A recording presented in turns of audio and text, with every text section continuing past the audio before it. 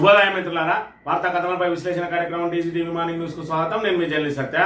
ముందుగా రాష్ట్రంలో జరుగుతున్న రాజకీయ పరిణామాలను కనుక పరిశీలించినట్లయితే బనకచెర్ల విషయంలో బ్లండర్ మిస్టేక్ చేసినటువంటి రేవంత్ రెడ్డి ప్రభుత్వం మరొకవైపు ఛత్తీస్గఢ్ ను చూసైనా నేర్చుకోవాల్సిన అవసరం ఉన్నది. బనకచెర్ల ద్వారా ఏదైతే కావేరికి గోదావరిని అనుసంధానం చేసి తమిళనాడుకు నీటిని తరలించే ప్రక్రియలో భాగంగా అందులో ప్రవహించే ఏదైతే గోదావరి తోటి అనుసంధానంగా ప్రవహించేటువంటి మరి ఇక్కడ ప్రాణహిత నీటిని కానీ అదేవిధంగా ఇంద్రావతి నీటిని కూడా మరి ఇక్కడ తమిళనాడుకు తరలించుకుపోయే ప్రమాదం ఉన్నదని చెప్పి అప్రమత్తమైనటువంటి మరి ఇక్కడ ఛత్తీస్గఢ్ ఇంద్రావతి నది మీద 2 ప్రాజెక్టులకు రూపకల్పన చేసింది. మరి ఇక్కడ డబుల్ ఇంజన్ సర్కారే ఉన్నది, ఇటు కేంద్రంలో ఉన్నది బీజేపీ సర్కారే, అదేవిధంగా ఛత్తీస్గఢ్ లో ఉన్నది కూడా బీజేపీ సర్కారే అయినప్పటికీ కూడా మా నీటి వాటాను మేము సక్రమంగా వినియోగించుకొని తీరుతాం, ఇది కనుక ఒకవేళ కావేరికి అనుసంధానమైన పక్షంలో మా నీటి వాటాను కోల్పోతామని చెప్పి అప్రమత్తమైనటువంటి ఛత్తీస్గఢ్ ప్రభుత్వం మరి అక్కడ 2 ప్రాజెక్టుల నిర్మాణం చేపట్టడానికి ప్రయత్నం చేస్తూ ఉంటే రేవంత్ రెడ్డి మాత్రం అప్పనంగా గోదావరి నీటితో పాటు ప్రాణహిత నీటిని ఆ తర్వాత ఇంద్రావతి నీటిని కూడా మరి ఇక్కడ వదిలేయడానికే ఆయన సిద్ధపడుతున్న పరిస్థితి. మరోవైపు ఆయన వాదన చూస్తున్నట్టయితే మరి ఇప్పటికే 943 టీఎంసీలకు సంబంధించి ఆల్రెడీ అలొకేషన్ అధికారికంగా అలొకేషన్ ఉన్నది. 968 టీఎంసీలు ఇవ్వాలని చెప్పి మరి ఇక్కడ దానికి ఏదైతే ఆర్డర్స్ ఉన్నప్పటికీ కూడా మాకు 1000 టీఎంసీలు ఇచ్చి మీరు ఎన్నైనా ప్రాజెక్టులు కట్టుకోవడం చెప్పి మరి ఆయన మాట్లాడిన మాటలు ఎంత బాధ్యత రాహిత్యంగా ఉన్నాయి, ఎంత అనుభవ రాహిత్యంగా ఉన్నాయి అంటే మన సాగునీటి ప్రాజెక్టుల మీద సాగునీటి మరి ఇక్కడ మన వాటా మీద వాళ్ళ ప్రభుత్వానికి ఉన్న మరి ఇక్కడ అవగాహన ఏ విధంగా ఉన్నదనేది రాష్ట్ర ప్రజలందరికీ కూడా తెల్లమైంది. అయినప్పటికీ కూడా ఇంకా దాన్ని సమర్థించుకునే ప్రయత్నం చేస్తా ఉన్నారు. మరోవైపు అక్రమంగా ప్రాజెక్టులు కడుతున్నటువంటి ఏపీని నిర్వహించాల్సిన రేవంత్ రెడ్డి మరి ఇక్కడ బద్ధశత్రువులైనటువంటి మరి ఇక్కడ బీజేపీ తోటి అదేవిధంగా తెలంగాణకు బద్ధశత్రువు అయినటువంటి టీడీపీ తోటి జత కట్టడానికి ప్రయత్నం చేస్తా ఉంటే మరోవైపు ఆయన రేవంత్ రెడ్డి అనుచరులు మరి ఇక్కడ చంద్రబాబును పొగడ్తలతోటి ముంచెత్తా ఉన్నారు. తెలంగాణ మరి ఇక్కడ ఆంధ్రప్రదేశ్ ఏదైతే చంద్రబాబు నాయుడుకు 2 కళ్ళ లాంటివి అని చెప్పి మరి ఇక్కడ ఆయన అనుచరులు తెలంగాణకు ఆయన అన్యాయం చేయడం చెప్పి వీళ్ళు కితాబిస్తున్న పరిస్థితిని కూడా మనం ఇక్కడ ప్రధానంగా గమనించాలి. దీన్ని బట్టి మరి ఇక్కడ బీజేపీ అదేవిధంగా టీడీపీ కాంగ్రెస్ ఏ విధంగా మిలాఖత్ అయినాయి అనేది కూడా దీని ద్వారా తెల్లమవుతున్న పరిస్థితిని మనం ఇక్కడ ప్రధానంగా గమనించాలి. మరోవైపు చూసుకున్నట్టయితే నిన్న రోజున రైతు ధర్నా కార్యక్రమంలో ఏదైతే రింగ్ రోడ్డు లోపల 2 లక్షల ఎకరాల కనుక మీరు రైతు బంధు ఏదైతే రైతు భరోసా నిధులు విడుదల చేయని పక్షంలో మరి ఇక్కడ రింగ్ రోడ్డును పూర్తిగా దిగ్బంధం చేస్తామని చెప్పి హరీష్ రావు ఏదైతే మరి ఇక్కడ హెచ్చరికలు వార్నింగ్ ఇచ్చిండో ప్రభుత్వానికి మరి ఆ వార్నింగ్ దెబ్బకు దిగొచ్చింది ప్రభుత్వం, రాష్ట్ర ప్రభుత్వం. రింగ్ రోడ్డు లోపల మరి ఇక్కడ వాళ్ళకు కూడా రైతు భరోసా 2-3 రోజుల్లో వేస్తామని చెప్పి మరి నిన్న రోజున వ్యవసాయ శాఖ మంత్రి తుమ్మల నాగేశ్వరరావు ప్రకటించిన అంశాన్ని మనం ఇక్కడ ప్రధానంగా గమనించవచ్చు. ఏదైనా ప్రతిపక్ష పోరాటం చేస్తేనే మరి ఇక్కడ మనకు రావాల్సిన సంక్షేమ పథకాలు అమలు జరుగుతున్నాయనే విషయాన్ని ఇక్కడ మనం గమనించాలి. రుణమాఫీ విషయంలో కూడా హరీష్ రావు మరి ఇక్కడ పోరాటానికి నడుము కట్టిన తర్వాతనే మరి ఇక్కడ రుణమాఫీ అనేది మరి అరకొరగా అయినప్పటికీ కూడా అది కూడా ప్రతిపక్షం ఏదైతే ఆ పోరాటాలకు దిగిందో ఆ పోరాటాల ద్వారానే సాధ్యమైందనే విషయాన్ని మనం ఇక్కడ ప్రధానంగా గమనించాలి. అసలే సంక్షేమ పథకాలకు కోతలు విధిస్తున్న రేవంత్ రెడ్డిని మరి ఇక్కడ అనుముల రేవంత్ రెడ్డి కాదు రేవంత్ రెడ్డి అని నిన్న రోజున హరీష్ రావు గారు మరి ఇక్కడ ఆయనను ఏదైతే ప్రకటించడం జరిగింది, ఆయన పేరు కూడా కోతల రేవంత్ గా మార్చుకోవాలని చెప్పి కొత్త నామకరణం చేసిన అంశాన్ని కూడా మనం ఇక్కడ ప్రధానంగా గమనించవచ్చు. వార్తా కథనాలను కనుక పరిశీలించినట్లయితే ముందుగా నమస్తే తెలంగాణలో ఇరుగు పొరుగు ఇకమాతు ఇగురం లేని రేవంత్ అని చెప్పి దిగువన దగ ఎగువన సెగ కాంగ్రెస్ సర్కార్ నిద్ర లేవదు కదా, ఏపీ ఛత్తీస్గఢ్ ను చూసి నేర్చుకోరా, ప్రధాని మోదీతో దోస్తీ అదనుగా బంకచెర్లతో ఏపీ నీలవేట, కేంద్రం కావేరీ జలక్రీడపై అప్రమత్తమైన ఛత్తీస్గఢ్ రాష్ట్రం, ఇంద్రావతి జలాల కట్టడికి 2 ప్రాజెక్టుల రూపకల్పన సూత్రప్రాయంగా కేంద్ర పర్యావరణ శాఖ అంగీకారం, ఇంకా మీనమేషాలు లెక్కిస్తున్న తెలంగాణ సర్కార్, కేంద్రాన్ని బాబును ఆపరు, గోదావరిని వాడరు, మేడిగడ్డకు రిపేర్ చేయరు, కొత్త ప్రాజెక్టులు కట్టరు, తెలంగాణకు పొంచి ఉన్న పెను ప్రమాదం. మరి ఇక్కడ చూసుకున్నట్టయితే టీడీపీ బీజేపీ కాంగ్రెస్ తెలంగాణను ముప్పేట 3 రకాలుగా గుంజుతా ఉంటే నడిమిట్ల తెలంగాణ ఏ విధంగా తనలాట పడతా ఉన్నది అనే దానికి ఇక్కడ ఏదైతే పేర్కొన్నటువంటి ఈ చిత్రం మరి ఉదాహరణగా మనం ఇక్కడ గమనించవచ్చు. 3 విసికి ఇక్కడ ఉన్న నీటినన్నింటినీ కూడా బనకచెర్లకు తరలించుకుపోతున్న అంశాన్ని మనం ఇక్కడ చూడాలి.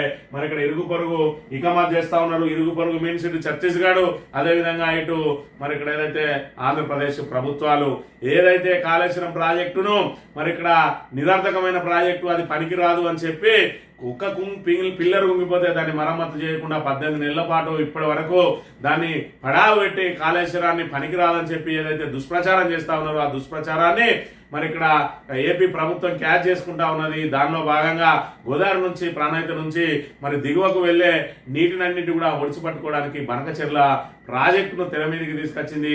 మరోవైపు చూసుకున్నట్టయితే ఆ బనకచెర్ల ప్రాజెక్టు నుంచి పెన్నా నదికి నీటిని అనుసంధానం చేసే కార్యక్రమంలో భాగంగా పనిలో పనిగా కావేరి నది కూడా అనుసంధానం చేయించి ఆ కావేరి జలాలను మరి ఇక్కడ తమిళనాడుకు తరలించి మరి ఇక్కడ కర్ణాటకకు అదేవిధంగా తమిళనాడుకు కావేరి జలాల మీద ఏదైతే వివాదం ఉన్నదో మరి ఏకకాలంలో ఇటు వివాదాన్ని పరిష్కరించి తమిళనాడుకు అవసరమైన నీళ్ళన్నింటినీ కూడా గోదావరి ఇంద్రావతి మరి ప్రాణహిత నీటిని అన్నింటిని కూడా తరలించి మరి అక్కడ తమిళనాడు నీటి కష్టాలను తీర్చేసి మరి అక్కడ పాగా వేయాలి, రాజకీయంగా ప్రయోజనం పొందాలని ఒకవైపు బీజేపీ ప్రయత్నం చేస్తా ఉన్నది. బనకచెర్ల కట్టి బనకచెర్ల ద్వారా కృష్ణాకు పెన్నాకు నీటిని అనుసంధానం చేసి రాష్ట్ర వ్యాప్తంగా నీటిని మరి ఇక్కడ తరలించుకుపోవాలని చెప్పి ఏపీ ప్రయత్నం చేస్తా ఉన్నది.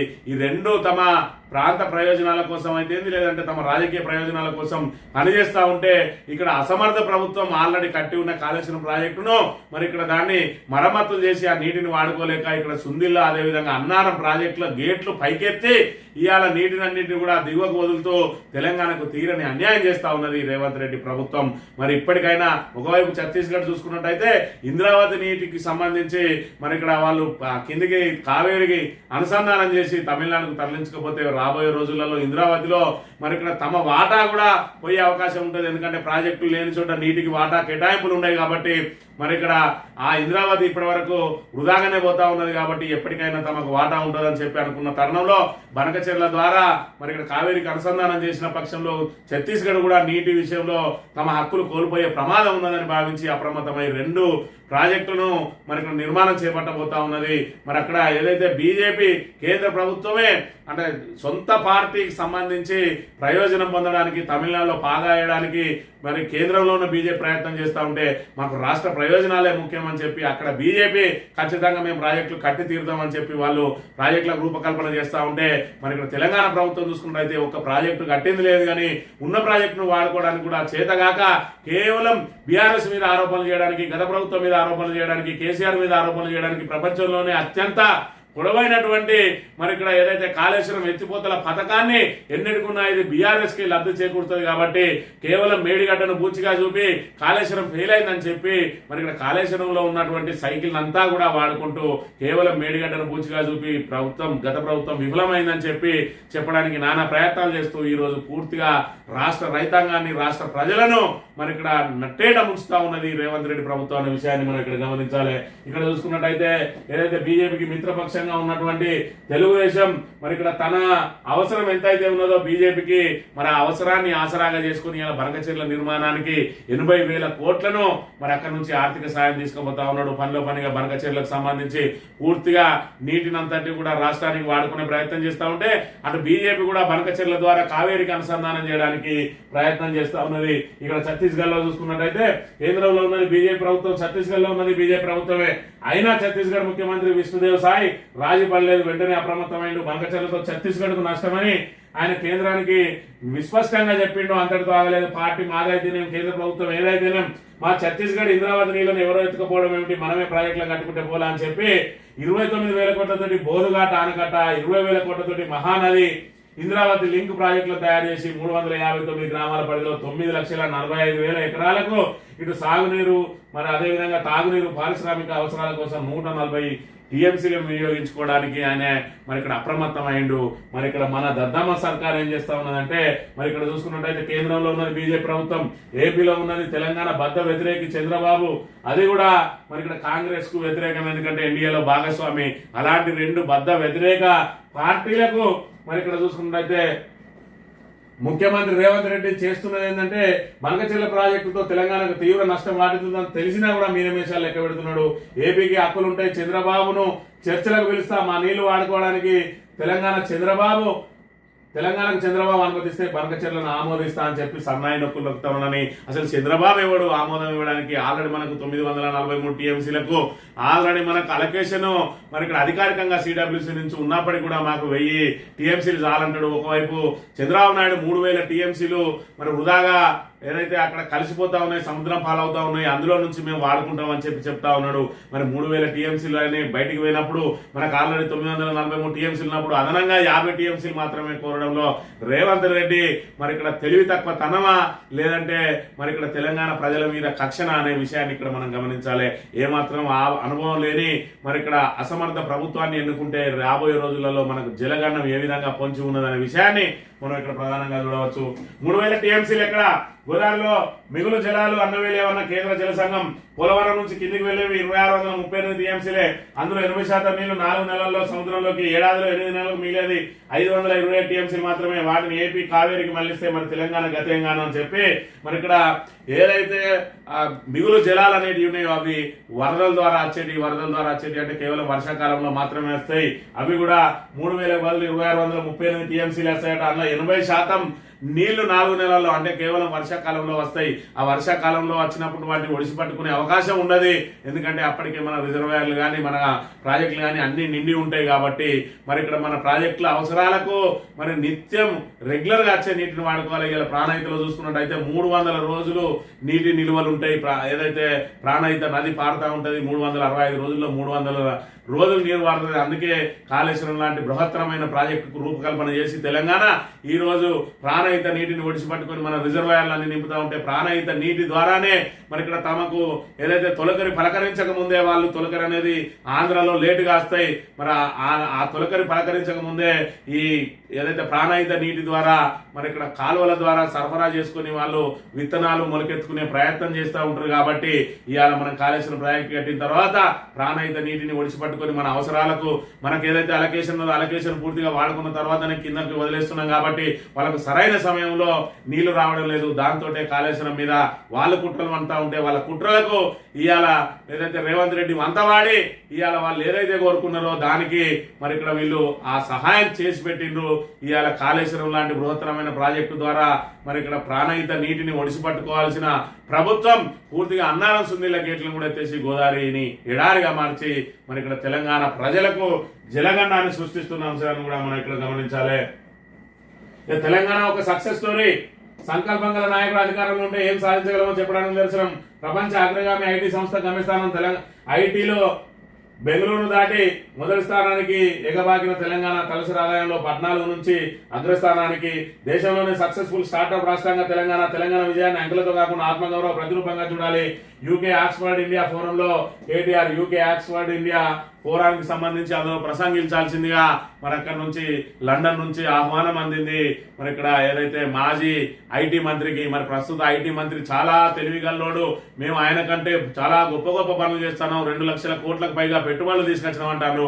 ఆయనకి ఇప్పటి వరకు ఏ యూనివర్సిటీ నుంచి కానీ ఏ బిజినెస్ ఫోరం నుంచి కానీ ఇప్పటి వరకు ఒక్క ఆహ్వానం కూడా అందలేదు. ప్రస్తుతం ఆల్రెడీ అధికారంలో ఉన్నారు అని అంటే ఐటీ విషయంలో వాళ్ళ చెప్పుకున్నదంతా డొల్లతనం అని దీని ద్వారా తేటతెల్లం అయితే ఉన్నది. మరోవైపు ఇప్పటికే అనేక యూనివర్సిటీలు పిలుస్తా ఉన్నాయి, మా దగ్గర మీరు ప్రసంగించి మా విద్యార్థులకు మరి ఇక్కడ ఏదైతే ఉత్తేజం కలిగించండి, లేదంటే వాళ్ళ లోపల అవగాహన కల్పించండి అని చెప్పి ఇప్పటికీ కేటీఆర్ కు వివిధ దేశాల నుంచి మరి ఇక్కడ బిజినెస్ ఫోరంలలో మాట్లాడడానికి స్పీచ్ ఇవ్వడానికి మరి ఇక్కడ ఏదైతే ఆయనకు ఆహ్వానాలు అందుతా ఉంటే ప్రస్తుత ఐటీ మంత్రిని మాత్రం ఇప్పటి వరకు ఏ ఒక్క యూనివర్సిటీ కూడా ఆహ్వానించిన పాపాన పోలేదు అని అంటే వీళ్ళు ఏదైతే చెప్పుకుంటున్నదంతా డొల్లా.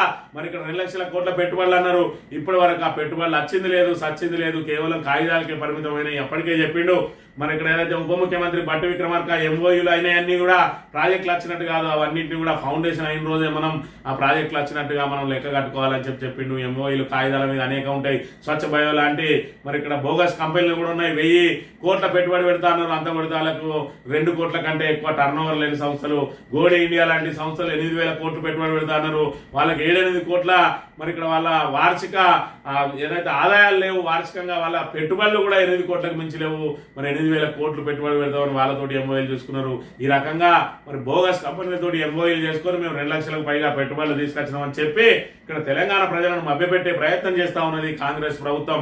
ఒకవైపు సంక్షేమ పథకాలు అమలు చేయలేక, ఒకవైపు ఇచ్చిన 6 గ్యారంటీలను అమలు చేయలేక, మరోవైపు 420 హామీలను మరి ఇక్కడ ఏదైతే ప్రజలు ఎదురు చూస్తా ఉన్నా కూడా వాళ్ళ కనీసం ఆ 420 హామీలో ఎన్నో కొన్ని అమలు చేస్తారని ఆశగా ఎదురు చూస్తుంటే వాటిని అమలు చేయలేక బొక్కబోర్ల పడ్డ ప్రభుత్వం గత ప్రభుత్వం మీద నిందలేసుకుంటూ మరి ఇక్కడ ఇలాంటి లాంటి ఏదైతే ఆ మసిబూసి మారేడుకాయ చేసి పెట్టుబడులు ఏదో తీసుకొచ్చినామని చెప్పి డైవర్ట్ పాలిటిక్స్ తోటి ప్రజలను మభ్య పెడుతూ కాలం మరి ఇక్కడ వెలదీసుకుంటూ వస్తా ఉన్నది. ఇప్పటివరకు 18 నెలల కాలాన్ని గట్టెక్కించుకుంటూ వచ్చింది.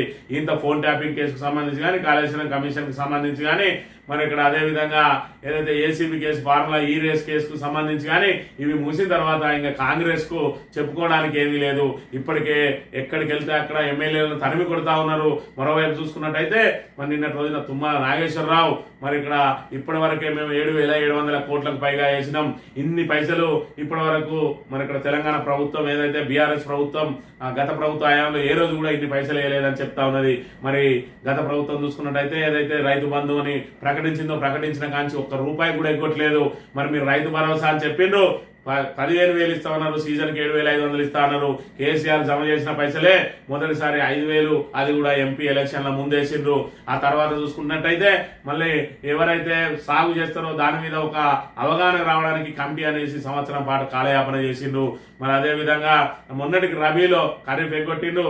రబీకి వచ్చేటప్పటికి మరి ఆ రబీలో మొత్తం మందికి వేస్తారా అని అంటే మరి 4 ఎకరాల వరకే వేసిండ్రు. వేసి చేతులు ఎత్తేసిండ్రు. 7,500 6,000 కుదించిండ్రు. ఇప్పుడు చూసుకున్నట్టయితే మొత్తానికి వేస్తామంటున్నారు. మరి గత ప్రభుత్వాన్ని 5 ఎకరాలకే పరిమితం చేయాలి, 10 ఎకరాలకే పరిమితం చేయాలి, గుట్టలకు ఎత్తాను, చెట్లకు ఎత్తాను అన్నారు. ఇవాళ మరి సంవత్సరం పాటు కమిటీ చేసి ఎన్ని సాగుకు యోగ్యమైన ఎకరాలన్నీ, సాగుకు యోగ్యంగా ఎకరాలన్నీ, మరి అపార్ట్మెంట్లు, అదే విధంగా చేర్లు, చెలకలు, బండలు, గుట్టలకు మరి ఏదైతే బీఆర్ఎస్ ప్రభుత్వం వేసింది అనేది మీ లెక్కలేవి. ఇప్పుడు మీరు ఎన్ని ఎకరాలకు వేస్తారన్న లెక్కలేది. కేవలం మళ్ళీ స్థానిక సంస్థల ఎన్నికలు వచ్చినాయని చెప్పి మరి ఆ స్థానిక సంస్థల ఎన్నికలు నిర్వహించబోతా ఉన్నాం అని చెప్పి మళ్ళీ చెట్లకు, పుట్టలకు, గుట్టలకు అన్నిటికి వేస్తా ఉన్నారు. మరి ఇక్కడ ఏదైతే రింగ్ రోడ్ లోపల ఏదైతే ఉన్నదో హైదరాబాద్ ఔటర్ రింగ్ రోడ్ లోపల అక్కడ ఇప్పుడు ఎన్నికలు లేవు కాబట్టి వాళ్ళను 2 లక్షల ఎకరాలకు ఆపే ప్రయత్నం చేసిండ్రు. దాంతో నిన్నటి రోజున మరి ఇక్కడ హరీష్ రావు గారు చూసుకున్నట్టయితే మరి ఇక్కడ గర్జించిండు. ఎట్టి పరిస్థితులలో ఖచ్చితంగా 2 లక్షల మందికి మరి రింగ్ రోడ్ లోపల వాళ్ళకి ఇయ్యనట్టయితే మేము రింగ్ రోడ్ ను దిగ్బంధం చేస్తామని నేను హెచ్చరిక జారీ చేసిండు. ఔటర్ రింగ్ రోడ్ లో ఉన్న రైతులకు 2 లక్షల మంది రైతులకు రైతు బంధు ఎగవేస్తే ఏమైతుంది అనుకుంటున్నారు. ఇక ఈ 2 లక్షల మంది రైతులు వచ్చి రేపు ఔటర్ రింగ్ రోడ్డును మొత్తం బ్లాక్ చేసని తిన్నది ఒక జాగ్రత్త. ఈ హెచ్చరికకు తలొగ్గిన తుమ్మల నాగేశ్వరరావు నిన్నటి రోజున మరి ఇక్కడ ప్రకటన చేసిండు. ఔటర్ రింగ్ రోడ్ ఏదైతే ఔటర్ రింగ్ రోడ్ లోపల వాళ్ళకు కూడా రైతు బంధు త్వరలోనే రైతు భరోసా వేస్తామని చెప్పిన పరిస్థితిని మనం ఇక్కడ ప్రధానంగా గమనించాలి. ఇక జూబ్లీ హిల్స్ కు సంబంధించి జూబ్లీ హిల్స్ ఎమ్మెల్యే మరి ఇక్కడ ఆయన మొన్నటి రోజున మాగంటి గోపీనాథ్ ఆయన చనిపోయిండు. ఆ చనిపోయిన తర్వాత ఇప్పటికే కాంగ్రెస్ లో టికెట్ నాదని ఉప ఎన్నికకు సంబంధించి కొట్లాటలు జరుగుతా ఉన్నాయి. దీని మీద కాంగ్రెస్ కు సంబంధించిన అలా ఏదైతే వాళ్ళ గోషి ఛానల్ ఏదైతే ఉన్నదో ఆ ఛానల్ వాళ్ళు మరి ఇక్కడ సర్వే చేసిరట. ఆ సర్వే చేస్తే జనాలందరూ కూడా చీత్కరించుకుంటా ఉన్నారు కాంగ్రెస్ ను. ఒకవైపు మరి ఇక్కడ మనిషి చచ్చిపోయి ఇంకా మరి నెల రోజు కూడా గడవలేదు, అప్పుడే టికెట్ల కోసం కాంగ్రెస్ లో ఏ విధంగా కొట్టాడుతున్నారు. ఒకవైపు అజరుద్దీన్, మరోవైపు చూసుకున్నట్టయితే అంజన్ కుమార్ యాదవ్, మరోవైపు చూసుకున్నట్టయితే మరి ఇక్కడ మిగతా 2-3 అభ్యర్థులు నాకని చెప్పి ఎవరికి వారు మరి ఇక్కడ కొట్లాడుకుంటున్న పరిస్థితిని మనం ఇక్కడ చూడొచ్చు. దాంతో మరి ఇక్కడ వీళ్ళు ఎట్టి పరిస్థితుల్లో కూడా మరి ఖచ్చితంగా ఈసారి మన మాగంటి గోపీనాథ్ ఏదైతే 3 సార్లు ఎమ్మెల్యే ఎన్నికైందో మరి అక్కడ బీఆర్ఎస్ కే పట్టం కట్టడానికి ప్రజలు సిద్ధంగా ఉన్నారు. కేసీఆర్ ఎవరిని నిలబెడితే వాళ్లకు మరి బేషరతుగా ఓటేస్తామని బహిరంగంగానే అక్కడ ఏదైతే అలా ఓటర్లు వ్యాఖ్యానిస్తున్న పరిస్థితిని కూడా మనం ఇక్కడ చూడవచ్చు. ఇక ప్రభుత్వం కక్ష సాధింపు చర్యల్లో భాగంగా ఎలాగైనా సరే మరి ఇక్కడ ప్రతిపక్ష ఎమ్మెల్యేలను, ప్రతిపక్ష నాయకులను, కింది స్థాయి కార్యకర్త నుంచి మొదలుకుంటే ఎమ్మెల్యే, మంత్రి, మరి మాజీ మంత్రులను, ఆఖరికి కేసీఆర్ ను కూడా ఏ విధంగా జైల్లో పెట్టాలని ఊవిల్లూరుతూ 18 నెలల నుంచి గదే కక్ష సాధింపు కోసం ఏదైతే ప్రయత్నం చేస్తా ఉన్నాడో అందులో భాగంగా నిన్నటి రోజున కౌశిక్ రెడ్డిని ఆయనను ఏ విధంగానైనా జైల్లో పెట్టాలని చెప్పి శనివారం పూట మరి విదేశాల నుంచి వస్తున్న ఏదైతే ఎమ్మెల్యే పాడి కౌశిక్ రెడ్డిని విమానాశ్రయంలోనే అరెస్ట్ చేసిండ్రు. మరి ఆయన ఏదో తీవ్రవాద అన్నట్టు లుకౌట్ నోటీస్ వేసినట్టు ఈయన ఏదో తప్పించుకొని పోయి విదేశాలకు పోతే మరి ఇక్కడ ఎవరికి సమాచారం లేకుండా రిటర్న్ వస్తుంటే అరెస్ట్ చేసినట్టు మరి అక్కడ విమానాశ్రయానికి పోయి అరెస్ట్ చేసి ఏదైతే జైల్లో పెట్టే ప్రయత్నం చేసిండ్రో అది బెడిసి కొట్టింది. మరి వాళ్ళ రిమాండ్ రిపోర్టు ఏదైతే ఉన్నదో ఆ రిమాండ్ ను రద్దు చేసి కౌశిక్ రెడ్డికి బెయిల్ మంజూరు చేసింది. దాంతో ప్రభుత్వం పూర్తిగా అబాస్ పాలైంది. మరి ఇక్కడ చూసుకున్నట్టయితే బీఆర్ఎస్ సోషల్ మీడియా మరి ఏదైతే సోషల్ లీగల్ సెల్ ఏ విధంగా పనిచేస్తా ఉన్నది అని అంటే మరి ఎక్కడికక్కడ అప్రమత్తమై సామాన్య కార్యకర్త నుంచి మొదలుకొని ఎవరికి ఇబ్బంది వచ్చినా కూడా వెంటనే అక్కడ వాళ్తా ఉన్నది. నిన్న రోజున మరి ఇక్కడ కౌశిక్ రెడ్డికి సంబంధించి కానీ, దానికంటే ముందు కొంతం దిలీప్కి సంబంధించి కానీ, దానికి ముందు ఇక్కడ కరీంనగర్లో పావని గౌడ్ మిగతా సోషల్ మీడియా వాళ్లకు సంబంధించి కానీ, ఆ తర్వాత మరి ఇక్కడ ఎవరి మీద అక్రమ కేసు పెట్టినా కూడా వెంటనే అప్రమత్తమైన లీగల్ సెల్ మరి తమ వాగ్దాటితోటి సరైన ఏదైతే ప్రభుత్వ కక్ష సాధింపు ఏ విధంగా జరుగుతా ఉన్నది, అనవసరంగా ఏ విధంగా కేసులు పెట్టి వేధిస్తా ఉన్నారు అనేది మరి ఇక్కడ జడ్జి ముందు మన పూర్తి సాక్ష్యాధారాలతోటి నిరూపించి ఎక్కడికక్కడ బెయిల్ తీసుకొచ్చుకుంటూ మరి ఇక్కడ ప్రభుత్వాన్ని మరి ఇక్కడ ఏదైతే చెంపపెట్టులాగా మారే బెయిల్ తీసుకొచ్చి ఏదైతే బీఆర్ఎస్ లీగల్ సెల్ అగ్రభాగాన నిలుస్తున్న పరిస్థితిని కూడా మనం ఇక్కడ ప్రధానంగా గమనించవచ్చు. ఇక తెలంగాణలో జయాంధ్రప్రదేశ్, వరంగల్లో రాజముద్ర సాక్షిగా రాష్ట్రానికి అపకీర్తి, భారీ ఎల్ఈడి స్క్రీన్లపై బాబు యోగాంధ్ర ప్రసంగం, మిగతా రాష్ట్రాల్లో కేవలం మోదీ ప్రసంగమే లైవ్. తెలంగాణ ప్రజల్లో వెలువెత్తిన ఆగ్రహం. మరి ఇక్కడ గురు దక్షిణ ఏదైతే గురువుకు దక్షిణ ఇవ్వాలంటారు, మరి ఇక్కడ ఆయన చంద్రబాబును గురువుగా మరి ఆయన భావించలేదా, ఎవరైనా ఏ పార్టీలో పనిచేస్తా ఉంటారు, ఆ తర్వాత వేరే వాళ్ళకి అత్తరు. తెలుగుదేశంలో అనేక మంది మరి ఇక్కడ పనిచేసిన వాళ్ళు ఇవాళ టీఆర్ఎస్ లో ఉన్నారు, కాంగ్రెస్ లో ఉన్నారు. కానీ రేవంత్ రెడ్డి మాత్రం మరి ఇక్కడ చంద్రబాబుకు ప్రియ శిష్యునిగానే ఉన్నాడు, ఇప్పటి వరకు కూడా ప్రియ శిష్యునిగానే ఉన్నాడు. ఒకవైపు నిన్న రోజున యోగా డేకి సంబంధించి మరి ఇక్కడ రాష్ట్ర ఏదైతే దేశవ్యాప్తంగా కూడా ప్రధాని మోడీ సహా మన ప్రసంగాన్ని మరి ఎల్ఈడి స్క్రీన్ల మీద వేస్తే ఈయన పక్క రాష్ట్ర ముఖ్యమంత్రి చంద్రబాబు ప్రసంగాన్ని కూడా మరి ఇక్కడ తెలంగాణలో ప్రచారం చేసే ప్రయత్నం చేసిండు. ఈయన వ్యవహారం చూస్తా ఉంటే కాంగ్రెస్ తోటి ఎలాగో మన రాహుల్ గాంధీ తోటి పొచ్చుకుతలేదు కాబట్టి రాబోయే రోజులలో ఎన్డీఏకు తెలంగాణ ప్రతినిధిగా ఉండబోతాడా అనే అనుమానాలు వ్యక్తమవుతున్నాయి. ఒకవైపు ఆయన అనుచరులు కూడా చంద్రబాబును మోస్తా ఉన్నారు. ఆయనకు ఆంధ్ర తెలంగాణ రెండు కళ్ళ లాంటివి అని చెప్పి స్వయంగా ఈయన అనుచరులే మరి చంద్రబాబును ఆకాశానికి ఎత్తుతూ ఆయన తెలంగాణకు అన్యాయం చేయడు అని చెప్పి కితాబులు ఇస్తా ఉన్నారు. అని అంటే తెలంగాణను ఏ విధంగా మరి ఆంధ్ర వాళ్ళ చేతిలో పెట్టడానికి ఊళ్ళు ఉడతా ఉన్నది రేవంత్ రెడ్డి బ్యాచ్ అనే విషయాన్ని మనం ఇక్కడ ప్రధానంగా గమనించాలి. సాక్షి దినపత్రిక విషయానికి వస్తే డబ్బులు లేవు, కొత్త పథకాలు ఎట్లా, రాష్ట్ర ఆర్థిక పరిస్థితిపై ప్రభుత్వ వర్గాల్లో చర్చ, ప్రస్తుత పథకాల అమలుకే నానా కష్టాలు, రూపాయి పోగేసుకోవాల్సి వస్తున్న వైనం, కొత్త పథకాలు ఇప్పట్లో సాధ్యం కానట్టే అంటున్న ఆర్థిక శాఖ వర్గాలు, నిధులతో రాజీవ్ వికాసం నిలుపుదల, పింఛన్ల పెంపు లాంటి నిర్ణయాలకు వెనుకంచ.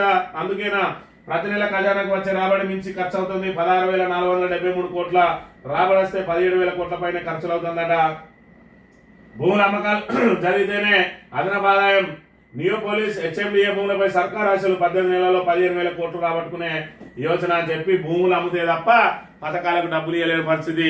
మరి ఇక్కడ ఏదైతే స్థానిక సంస్థలు ఎన్నికలకు సంబంధించి మరి ఇక్కడ గతంలో చూసుకున్నట్టయితే కేసీఆర్ నాట్లకు మధ్య రైతు బంధు ఇస్తే, ఇప్పుడు చూసుకున్నట్టయితే రేవంత్ రెడ్డి ఓట్లకు మధ్యలో ఇలా రైతు భరోసా నిధులు విడుదల చేస్తున్న పరిస్థితి.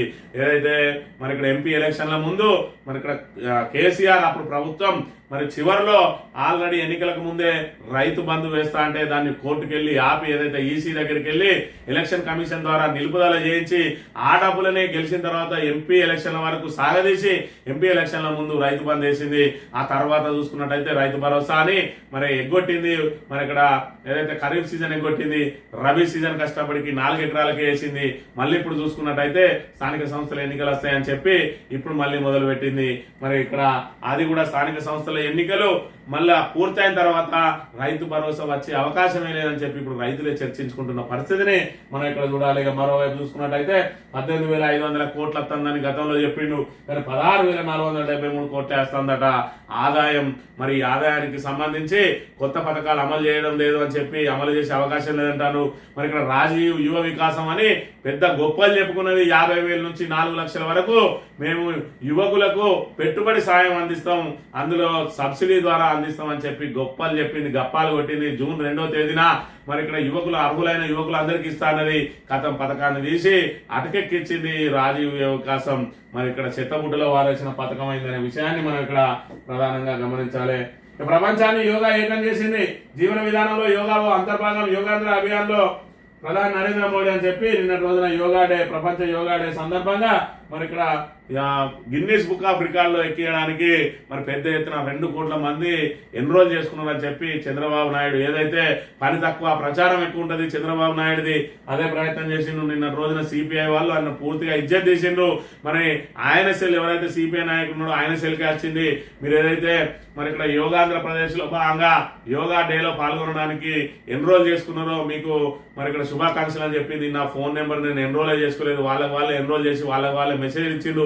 ఇదంతా బూటకం అని కూడా ఆయన నిన్నటి రోజున ప్రచారం చేసిండు. మరోవైపు చూసుకున్నట్టయితే ఏదైతే యోగా డే కోసం ఏర్పాటు చేసిండ్రో ఈ కింద వేసుకున్నటువంటి ఏవైతే ఈ కార్పెట్లు ఎత్తుకెళ్లిన పరిస్థితిని కూడా మన యోగా మ్యాట్లను ఎత్తుకెళ్లిన పరిస్థితిని కూడా మనం నిన్న చూడాలి. అంత అవాస్పాలు చేసిండు చంద్రబాబు నాయుడు అనే విషయాన్ని కూడా మనం గమనించాలి. 20% పెంపట అన్ని రాష్ట్రాల్లో లోక్సభ సీట్లు 20% పెంపు జనగణనతో పునర్విభజన చేసిన సమానంగా పెంచే యోచనలో కేంద్రం దక్షిణాది రాష్ట్రాలకు నష్టం జరగకుండా చూసేందుకే ఉత్తరాదిలో జనాభా పెరిగిందని చెప్పేందుకు సాక్ష్యాధారాలు లేవంటున్న కేంద్ర ప్రభుత్వ వర్గాలు జనగణన తర్వాతే స్పష్టత వస్తుందన్న అభిప్రాయాలు. వచ్చే పార్లమెంట్ సమావేశంలోనే జమిలి బిల్లు నియోజకవర్గాల పునర్విభజన మహిళలకు 33% కోటాపై స్పష్టత ఇవ్వనున్న కేంద్రం. జస్టిస్ వర్మ తొలగింపునకు మహాభియోగ తీర్మానం. సరళీకృత ఆదాయ పన్నుపై కొత్త బిల్లు జూలై 21 నుంచి ఆగస్టు 11 వరకు సమావేశాలట. దీనికి సంబంధించి చూసుకున్నట్టయితే మరి ఇక్కడ ఏదైతే జనాభా ప్రాతిపదికన డీలిమిటేషన్ ప్రక్రియ ఏదైతే జరగబోతా ఉన్నదో దానికి సంబంధించి మరి 20% సీట్లు పెరగబోతా ఉన్నాయి. పార్లమెంటు సీట్లు కూడా ఒకవైపు ఇటు అసెంబ్లీ సీట్లు పెరగబోతా ఉన్నాయి, ఒకవైపు పార్లమెంటు సీట్లు పెరగబోతా ఉన్నాయి. మరి ఇక్కడ 2027లో జనగణన ఏదైతే చేపట్టబోతా ఉన్నారో ఆ జనగణనకు సంబంధించి జనగణనతో పాటు కులగణన కూడా చేపట్టడానికి కేంద్రం ముందుకు వచ్చింది. మరి ఈ జనాభా ప్రాతిపదికన మరి ఇక్కడ సీట్ల పెంపు ఉంటుందని చెప్పి మరి ఇక్కడ మనం ఏదైతే దక్షిణాది రాష్ట్రాలన్నీ కూడా కుటుంబ నియంత్రణను పాటించడం మూలంగా జనాభా విపరీతంగా తగ్గింది. మరి ఉత్తరాది వాళ్ళు కుటుంబ నియంత్రణ పాటించకపోవడం మూలంగా జనాభా విపరీతంగా పెరిగింది. ఇవాళ జనాభా ప్రాతిపదికన కనుక ఎంపీ సీట్లను కనుక కేటాయించినట్టయితే దక్షిణాదికి తీవ్ర అన్యాయం జరుగుతుంది. ఇప్పటికే దక్షిణాది మీద మరి ఇక్కడ కేంద్రంలో ఉన్న ఏ పార్టీ అధికారంలో ఉన్న కేంద్ర ప్రభుత్వాలన్నీ శీతకన్ను వహిస్తున్నాయని చెప్పి మరి ఇక్కడ తమిళనాడు ముఖ్యమంత్రి స్టాలిన్ మరి ఇక్కడ దాని మీద ఒక పోరాటాన్ని సిద్ధం చేసి మిగతా దక్షిణాది రాష్ట్రాల నాయకులందరినీ కూడా కలుపుకొని పెద్ద ఎత్తున పోరాటం చేస్తున్న నేపథ్యంలో మరి కొంతవరకు వెనక్కి తగ్గింది. ఎందుకంటే ఇప్పుడు జమిలి బిల్లు కోసం ప్రయత్నం చేస్తా ఉన్నది. ఒకే దేశం ఒకే ఎన్నిక అని చెప్పి బీజేపీ ప్రతిష్టాత్మకంగా తీసుకున్నాయి. కాబట్టి ఆ జమిలి ఎన్నికలలో గట్టెక్కాలంటే మరి ఇక్కడ ఏదైతే జనాభా ప్రాతిపదికన కనుక మరి ఇక్కడ ఈ ఎంపీ సీట్లను పెంచినట్టయితే దక్షిణాది రాష్ట్రాలు మరి జమిలి బిల్లుకు సహకరించే అవకాశం లేదు. కాబట్టి మరి ఇక్కడ దీనికంటే ఏదైతే ఎంపీ సీట్ల పెంపును జనాభా ప్రాతిపదికన చేసే కంటే జమిలి బిల్లు అనేది మరి ఇక్కడ బీజేపీకి ముఖ్యం. కాబట్టి కొంతవరకు వెనక్కి తగ్గింది అని చెప్పి మరి ఈ ప్రకటన ద్వారా మనం భావించవచ్చు అనే విషయాన్ని కూడా మనం గమనించాలి. ఇక ఈనాడు దినపత్రిక విషయానికి వస్తే యోగాకు సంబంధించి మరి ఇక్కడ డెహ్రాడూన్ లో రాష్ట్రపతిగా పాల్గొన్నారు. అదేవిధంగా ఆంధ్రప్రదేశ్ లో మరి ఆర్కే బీచ్ కు సంబంధించి మరి ఇక్కడ ప్రధాని నరేంద్ర మోడీ పాల్గొన్నాడు. అదేవిధంగా గచ్చిబౌలి స్టేడియంలో మన తెలంగాణకు సంబంధించిన మంత్రులందరూ కూడా నిన్నటి రోజున యోగా డేలో అధికారికంగా పాల్గొన్న పరిస్థితిని మనం ఇక్కడ ప్రధానంగా గమనించాలి. ఇక మొలకెత్తని ఆశలు పత్తి రైతును కుంగదీస్తున్న వర్షాభావం. 43% లోటు ఎండిపోతున్న మొలకలు, 1000 ఎకరాల్లో పంట నష్టం. తొలకరి ముందుగానే పలకరించడంతో అన్నదాతలు మురిసిపోయారు. తీరా దుక్కుల్ని విత్తనాలు వేసిన దశలో వర్షాలు ముఖం చాటేయడంతో తలడిల్లిపోతున్నారు. ప్రధానంగా పత్తి సాగు చేస్తున్న రైతులను వర్షాభావ పరిస్థితులు కుంగదీస్తున్నాయి. పత్తి విత్తనాలు వేసేందుకు మొలకల ఎదుగుదలకు తొలకరి వర్షాలే కీలకం. రాష్ట్రంలో పత్తి సాధారణ విస్తీర్ణం 48.93 లక్షల ఎకరాలు కాగా తొలకరి వర్షాలతో 15.26 లక్షల ఎకరాల్లో విత్తుకున్నారు. జూన్ మొదటి వారంలోనే 31% పైగా విత్తనాలు వేసుకున్నారు. అధిక విస్తీర్ణం ఉమ్మడి ఆదిలాబాద్, కరీంనగర్, వరంగల్, నల్గొండ జిల్లాలోనే ఉన్నది. వర్షాలు లేక 1000 ఎకరాల్లో మొలకలు వాడిపోతున్నాయి. ఏదైతే తొలకరి పలకరించగానే మరి ఇక్కడ పత్తి రైతులు ఏం చేస్తారంటే మొదటి తొలకరితోటే మరి ఇక్కడ పత్తి విత్తనాలు నాటే అవకాశం ఉంటది. వాళ్ళందరూ కూడా తొలకరి పలకరించడం అంటే ముందే వచ్చింది. ఈసారి ఆ ముందే తొలకరి రావడంతో విత్తనాలు వేసుకున్న తర్వాత ఇప్పుడు వర్షాలు ముఖం చాటేసినాయి. దాంతో ఇప్పుడు విత్తనాలన్నీ కూడా మరి ఇక్కడ పూర్తి స్థాయిలో వట్టిపోతున్న పరిస్థితిని కూడా మనం ఇక్కడ ప్రధానంగా గమనించాలి. మరోవైపు ఎవరు కూడా ఏదైతే ఆ డ్రిప్ ఇరిగేషన్ మీద మరి ఇక్కడ పత్తి రైతులు పెద్దగా ఆసక్తి చూపకపోవడంతో కేవలం వర్షాభావం మీదనే ఆధారపడి చేయడంతో ముందుగా తొలకరి వర్షాలకు పెద్ద ఎత్తున ఇక నాటుకున్నది ఒకవైపు ఉంటే ఇక మంతని నియోజకవర్గానికి సంబంధించి మరి ఇక్కడ ఏదైతే నిషేధిత పత్తి విత్తనాలను ఇక్కడ యథేచ్ఛగా అమ్ముతా ఉన్నారు కాటారం కేంద్రంగా ఈ పెద్ద ఎత్తున ఈ దందా సాగుతా ఉన్నది. మరి ఏదైతే టాస్క్ ఫోర్స్ పోలీసులు వాళ్ళు పట్టుకున్నప్పటికీ కూడా దానిలో వాళ్ళను కాపాడడానికి అధికార పార్టీ నుంచి ఒత్తిళ్లు రావడంతో మరొక వైపు ప్రభుత్వం గొప్పగా ప్రకటించింది. మరి ఇక్కడ పత్తి రైతులను నకిలీ విత్తనాలతోటి మరి ఇక్కడ ఏదైతే మోసం చేసే వారి మీద ఖచ్చితంగా పీడీ యాక్ట్లు పెడతామన్నారు. పీడీ యాక్ట్లు కాదు కదా, కనీసం నాన్ అవైలబుల్ కేసులు కూడా పెట్టకుండా తూతు మంత్రంగా కేసులు పెట్టి మరి వాళ్ళను మరి అక్కడ వదిలేసిన పరిస్థితి. ఎందుకంటే వాళ్ళందరూ కూడా అధికార పార్టీకి అనుబంధంగా పనిచేసే వాళ్ళు కాబట్టి మరి రైతులను నట్టేట ముంచిన వాళ్ళని కూడా మంతని నియోజకవర్గంలో మరి ఇక్కడ వదిలేసిన పరిస్థితి మనం ఇక్కడ ప్రధానంగా గమనించవచ్చు. మంతని నియోజకవర్గం అక్రమాలకు అడ్డాగా మారింది. ఒకవైపు మరి ఇక్కడ 40-45 ట్రిప్పుల పేరుతోటి వేలాది ట్రిప్పులు మరి ఇక్కడ ఏదైతే చెరువుల నుంచి కుంటల నుంచి మరి ఇటుక బట్టీలకు మట్టిని తరలిస్తా ఉన్నారు, మరోవైపు ఇసుకను తరలిస్తా ఉన్నారు, మరోవైపు గుట్టలను నాశనం చేస్తా ఉన్నారు, ఒకవైపు రేషన్ బియ్యం యథేచ్ఛగా తరలిపోతా ఉన్నాయి. ఇవి జాలయన్నట్టు రైతులను నట్టేట ముంచడానికి నకిలీ విత్తనాల దందా, అదేవిధంగా నాన్ డ్యూటీ పేడ్ మద్యం దందా మాముతారం లాంటి మండలాల్లో ఈ రకంగా పూర్తి స్థాయిలో మంతని నియోజకవర్గం అక్రమాలకు అడ్డాగా నిలిచింది.